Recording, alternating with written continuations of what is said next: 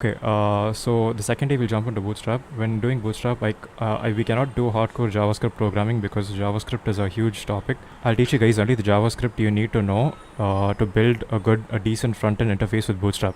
Once we finish that, I'll show you guys how to host the website. Okay, when it comes to hosting, there is two different ways by which you can host it. One would be the lazy method, okay, wherein you just upload it to a single server and people can access it.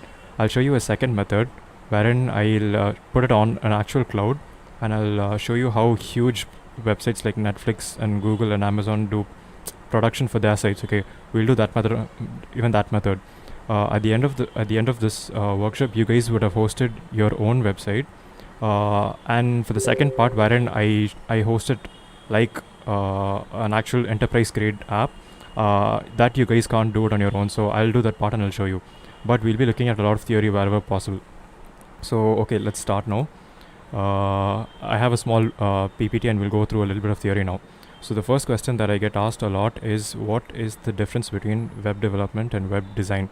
That's like one question that a lot of new people keep asking me, because they think both are the same thing, or they think they both overlap. So I'll clear that doubt first. So web development is actual hardcore coding, whereas web design doesn't involve coding at all. And there's a huge difference. Okay, it's done by two entirely different people. So if you look at the difference over here, I have a list of apps that are used by both sets of people. On the left side you see web design, right?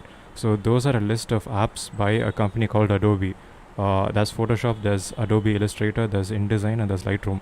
So what these guys, web designers, do is they sit and they use these apps, basically drag and drop, just like Photoshop, and they basically draw stuff and they create web pages by drawing.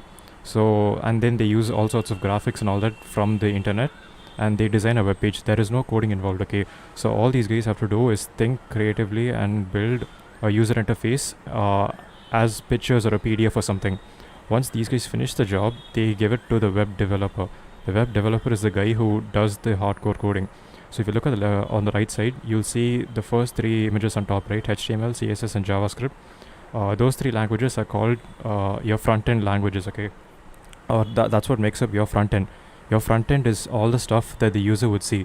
So if you take any web page, the part that the user interacts with, the web page itself that they see, the images, the boxes, the buttons, the links, all of that is the front-end, okay? And all of that is programmed using HTML, CSS, and JavaScript alone. Now once you do that, on the back end, like let's say you have a database and you have a login. Okay, let's take Facebook for example. You have an entire system wherein you log in and you send messages and all that, right? For that you would need a backend programming language. That's why you have languages like PHP, Java, and Node.js. So Node.js again is a type of Java, is basically JavaScript. Node.js is what's known as a runtime environment. You're basically running JavaScript on the server, okay, using Node.js. Java, of course, Java is like one of the oldest enterprise grade softwares that are available. PHP is the world's most popular backend language. More than 70% of websites run on PHP. So if you learn PHP, is easy to learn, and you can pick it up really fast. If you do that, you can build almost any application using PHP. Even Facebook was built using PHP back in 2004. Then if you look at the bottom right, there's MySQL, right? MySQL is a database language, so that's like the most widely used database language in production today. Then if you look at the last row, you see a purple logo, right? That's VS Code. That's what I asked you guys to download. So for this tutorial, you can use any text editor like VS Code or Sublime Text. The reason why I preferred VS Code is because VS Code has something called extensions. This would make our job of writing code really fast and easy, which is why I want you guys to stick to VS Code specifically. When you're doing it on your own, you can switch to Sublime based on your preference. That's your wish. And if you look at the the bottom right corner, there is Nginx and Apache, right? So Nginx and Apache both are what are known as web servers. Okay, I got a question. Can we use Adobe Dreamweaver? Okay, the problem with Adobe Dreamweaver is that these big companies like Adobe and Microsoft, they all have built something like Dreamweaver, right? And what they try to do is they're trying to give you an app like Photoshop, wherein you can drag and drop and you can design something and turn that into a web page without coding. So their aim is to make you build web pages without having to code. That's more of like a publicity stunt, because if you use stuff like Dreamweaver or Microsoft Expression Web or something like that, the output you get will be very generic. It will be very it won't be as user friendly, it won't be as dynamic, it won't be as it won't look as good as you actually coding it. These are all softwares that are very inferior compared to actual hardcore coding. You can use Dreamweaver, but in this session we'll be writing actual code. For Dreamweaver, there are multiple courses on YouTube, but then that's your wish. You can get into that. If you don't want to code at all, you can use Dreamweaver, but the output will be very inferior. So that's the difference. Okay, so back to our thing, other slideshow. If you look at the bottom right corner, you see these two words, right? Nginx and Apache. These two are what's known as web servers. So now when we talk about web servers, I'll clear a small doubt, okay? When I say the word server, what comes to your mind? What a data center is. I'll just go over to Google now, okay? And I'll show you what a data center is. So let's just head over to Google Images, and if I type in the word server, all these photos here that you see are huge racks and racks of machinery, right? You don't see anything else other than these photos. All of them look the same. But if you head over to Google and type server meaning, and if you look, or let's just say computer server, okay, and if you look at that, it says in computing, a server is a computer program or a device, right? So more specifically, a server is a software. It's not even about the hardware, it's about the software. So I can turn literally anything I want into a server. I can take a smartwatch and I can turn it into a server, or I can take my Raspberry Pi, which is a very small $1,000 computer, okay? For those of you who don't know what a Raspberry Pi is, it's this really small chip that is basically a computer, and it's the size, you can hold it in your hand, it's like super small. I can turn this into a server. I can also turn an Android smartwatch into a server. I can also turn my cell phone into a server. I can turn my laptop into a server. This computer that you're viewing this entire presentation on, this is also a server, and I'll demonstrate that in a while, okay? So basically a server is a software. What you install it on becomes the hardware that you install it on can also be known as a server, okay? So the first thing that you have to know is that a server is a software. So that's basically what we are doing with this. Okay, then what we do is we'll go in and we look at something a little more complex. Okay, so now let's talk about how the internet works and how computers communicate. By the end of this workshop, if I simply show you how to create a web page, and if I simply upload it to some server, you guys would have learned something, but then you won't get the full picture of how exactly your customers are accessing the web page, or how exactly your users are accessing it, or how you are developing it and where exactly you're pushing it. You guys won't know all of that. So to explain that, I'm going to explain how in general how the internet works. Okay, so let's imagine you have an ISP. Imagine your ISP can be Airtel, or say BSNL, or ACT, CherryNet, Hathway, or whatever. So these guys, what they do is they set up a huge router. So these guys have what's known as not exactly a data center, but more like they set up what's known as points of presence, or POPs, okay? Points of presence. These are basically huge racks of machinery that act as a router. And I'll explain what this does. So let's take an area, for example. Now I live in, say, Kilpauk, and let's say there are several houses in the Kilpauk area. And let's say all of these houses want access to the internet. So what we would do is, let's say we go to some ISP like ACT, and we tell them that we want an internet connection. What these guys would do is they would create what's known as nodes. So nodes are basically like small router boxes that are installed on every street. And what these guys do is they connect all of these nodes to their central server, or their central switching station.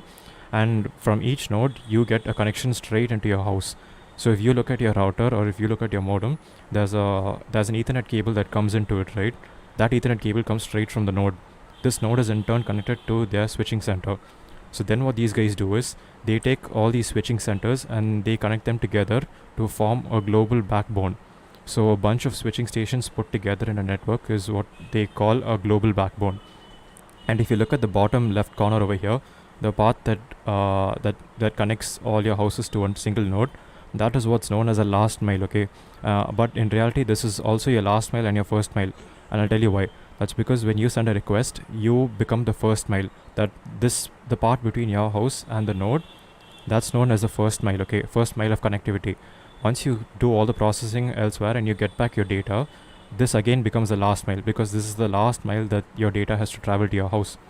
Now a lot of ISPs, now you would have heard of terms like ADSL, DSL, VDSL, or fiber optic, right? all of these, this is where the difference happen. This is where all ISPs are different.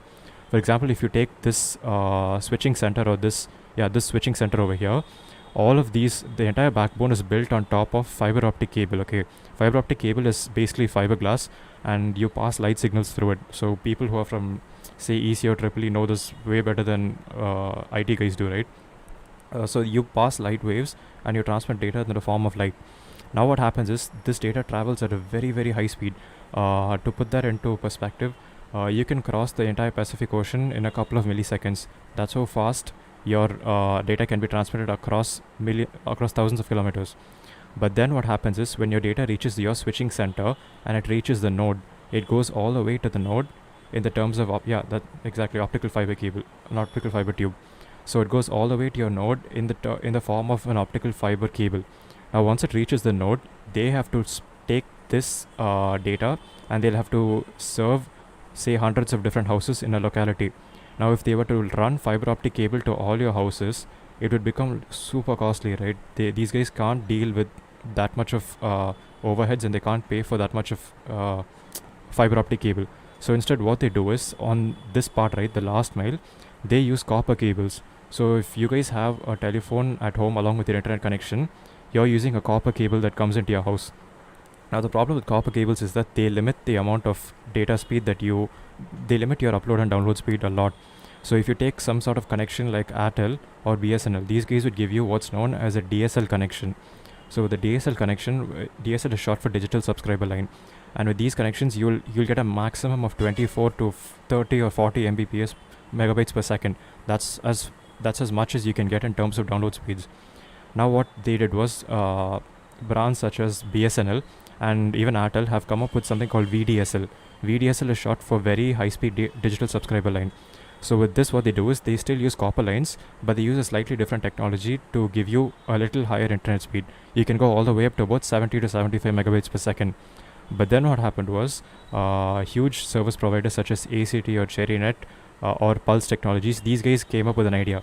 They said, why not use Ethernet cables all the way from your node to connect to your house, directly to your house? So instead of using copper lines, they lay out an optical fiber cable all the way up to the node, and from the node they lay out a Ethernet cable. So when an Ethernet cable comes into your house, you can transmit data at up to 1 gigabit per second. That's huge, right? 1 gigabit per second is more than enough for like almost any need you have at home. So that's the difference between all of these different ISPs. Okay, that's where the difference is. The last mile is what differentiates fiber optic connection from a DSL or an ADSL or a VDSL connection. So that's how your home internet works. Now, as I told you, these switching stations are all connected together to form another higher level network, right? So basically what happens is, this last mile is what you call a tier 3 internet connection, TIE, tier 3 internet connection. These switching stations all put together are what are known as a tier 2 network, okay? TIE, tier 2 network. Now if you take multiple service providers and you put all their networks together, you will have something called a peering network. Peering, okay, I'll just type the spelling in. That's the spelling of peering, okay? So basically what peering means is that you take multiple networks and you directly connect them together and allow them to exchange data between each other. So let's say you are using an Airtel connection and your friend is using a BSNL connection or something. You're able to send data directly over to your friend, right? And you're able to do this because all these ISPs on their switching center have what's known as a peering connection with other ISPs. So that's how that's what you call a tier 1 connection. So you guys get the difference between tier 3, 2 and 1, right? 3 is your last mile, 2 is your switching center connecting all your last miles together, and tier 1 is all of these ISPs connected to each other. So now what happens is, huge websites like Facebook or Google have to serve millions of users at the same time around the world, right? So these guys cannot set up their data center inside a last mile and serve people on the other side of the globe. So what these guys do is they set up an entire global backbone, which is basically a tier 1 network, and then they pair with other ISPs and they serve Google or Facebook to you. And I'll explain that. If it's not clear, I'll explain that as we move on, okay? So let's take an example now. I'll show you another slide. Okay, let's take Facebook for example. Let's say Facebook has its headquarters in San Francisco and they have a huge data center. Imagine these 4 servers here are an entire data center together. Now, in reality, Facebook has data centers all across the world, but just for simplicity's sake, let's say they have data centers in the US. Okay, and all these data centers are connected to their local ISP or whoever that may be. That can be Comcast or Verizon or AT&T, whoever their internet service providers. So they connect all their servers to that thing. Now, let's say you're at home in your last mile and you send a request to Facebook. You type in the words facebook.com and you want to see Facebook. Your request will go all the way through the switching center, go into the global backbone. From the global backbone, it will reach Facebook's local ISP server and it will go into Facebook servers. So these guys would contain would have all your data on their servers, and they'll send it back through the same global backbone all the way to your last mile. So that's like your end-to-end connection between your house and the Facebook server itself. So that's basically how your internet connection works. Now what we will be doing is we'll develop a website and we'll host it on this global backbone network, okay? And we are going to make this available to everybody across the world. There's two ways by which we'll do this. One, we'll put this up in a localized data center in Chennai. Second, we'll put this up in a data center in the US. Then third, what we'll do is we'll push them out using a content delivery network to over 200 data centers across the world. I'll do this in real time and I'll show you guys, okay? If it's not clear now, just bear with me for a while. I'll show to you in practice. So in terms of theory, that's all you guys need to know about how the internet works. And lastly, I want to talk about something called IP addresses and port numbers. So when you talk about an IP address, this is a term that is very blatantly abused in all of these Tamil and English movies, right? Because whenever you talk about hackers, these guys simply throw the word IP address out there and they use it like it's something novel and it's something that everybody knows, right? But what is an IP address? We'll take a real life example and I'll show you. So I have a small whiteboard here and I'm going to use a real life example to explain what IP addresses do. Okay, imagine you guys have a street and you have 4 houses on the street, and let's say your friend lives in one of these houses, and he tells you that this is come visit me at my house, and you don't know the address, so there's no way you can get to his house, right? So what he does is he gives you his address, his home address. Once he gives you the address, you know where he lives and you can go see him, right? That's basically what computers do. All computers are assigned an address by their internet service provider. So let's say each house has an address and you can find these houses using their unique address, right? That's basically how computers work. Every computer connected to the internet or every computer connected to a network is assigned an IP address. And if you look closely, an IP address looks like this. It's basically 4 sets of numbers separated by 3 dots. And these numbers can be anywhere between 0 to 255. 255 is like your maximum, okay? So you can start all the way from say 0000 and you can go all the way up to 255.255.255.255, and it can be any combination within this, okay? So I'll show you I'll show you a real-time example of this thing, wherein I'll show you guys my own IP address, okay? So if I go into my browser and if I type what's my IP, it'll show me my public IP address. So if I take this IP address and I paste it into Google, it'll show me a web page. So what you're looking at is a web page on this computer that you're looking at, right? The one that I'm doing the presentation on. It's the same as this address. This page that you're looking at is hosted on this server or on this computer. But if you guys do this you won't see anything. That's because I'll tell you there's a difference again. We'll get to that in a minute. So that's basically what IP addresses do. You can identify computers on the internet using the IP address. Now let's look at what a port number is. So I talked about a port number, right? Okay, here's what a port number does. Let's imagine you have a huge house, a really big house with, let's say, thousands of doors or thousands of rooms, and your friend says he stays in this apartment and this is the address for this apartment. Now how do you know which room your friend is staying in? You have no idea, right? Because there's thousands of rooms and you can't get to the correct room without knowing which room it is. This is why you use something called a port number. So port numbers are basically a normal number, and your port number can be anywhere between 0 to 65,535. So each computer has 65,535 different ports. Actually 65,536 if you include 0. So that's the number of ports your computer has. So let's say you have to type in, let's say you have thousands of rooms in your building and you have to go to a specific room. You can specify that using the port number. So what you basically do is you type in your IP address. So let's say you have thousands of doors and you want to go into one specific door and access one specific room. You can do that by typing in the port number also the door number, right? The example that I'm giving you. So let's say you type in, this is the IP address of the building or the computer, and you want to access port number, say 7000. If you type 7000, it'll go to room number 7000, or it'll connect to port number 7000. So if you take any internet application, for example, if you take my own server over here, you can see that I've typed in an IP address, right? But I haven't given any port number on top. If you look on top, there is no port number. But let's say I manually type in a port number, okay, and I say 6000, and I hit enter. It's not going to take you anywhere. That's because 6000, there is no application on 6000. So what I can basically do is I can run thousands of different applications on the server, and I can keep each application on a separate port. So depending on what port number I type in here, it'll take me to that particular application.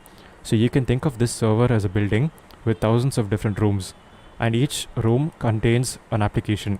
So based on which room number I give it here after the semicolon, it'll open that application. But if you noticed, if I type in just the IP address, it takes me to an application over here, right? And the name of the application is Nginx. And if you guys remember Nginx from the presentation I showed you, I told you Nginx is a web server, right? At its heart, Nginx is a web server, meaning what you can do is you can develop web pages and you can put that on the server, and any web page that you develop and put it on this server will show up at this IP address. Now I haven't given a port number, so how does my browser know where this application is running inside the server? So if you run a web server, by default, it'll go to port number 80. So if you look closely, I type in the number 80 and I click enter, and this is the page that loads. Whereas if I type in the page, if I type in the port number, say 7000, and I hit enter, it keeps loading and it won't load. It literally won't load anything. It'll just get stuck. But if I type in 80 again, it takes me back to this page again.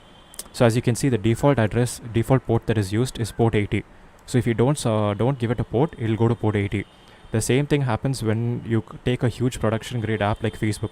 Let's say Facebook has a bunch of servers, okay, like let's say 500,000 servers in a data center.